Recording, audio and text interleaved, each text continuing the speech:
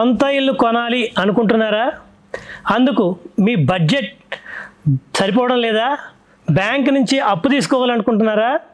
అయితే ఈ విషయం మీకోసమే.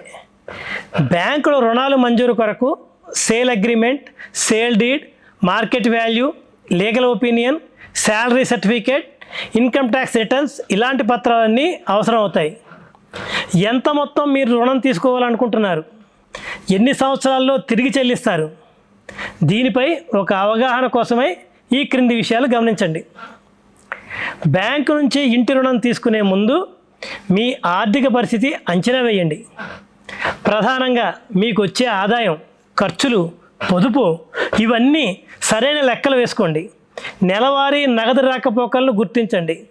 ఇవన్నీ లెక్కలు వేశాకే మీ బడ్జెట్ ఎంత లోన్ కావాలి అనే దానిపై స్పష్టత వస్తుంది. బ్యాంకులు రుణాలు ఇచ్చేందుకు చూసే ముఖ్య విషయం మీ ఆదాయంలో రుణాల నిష్పత్తి ఎంత అనేది. మీ అప్పులు 35% కంటే తక్కువ ఉంటేనే బ్యాంకు మీకు రుణం మంజూరు చేస్తుంది.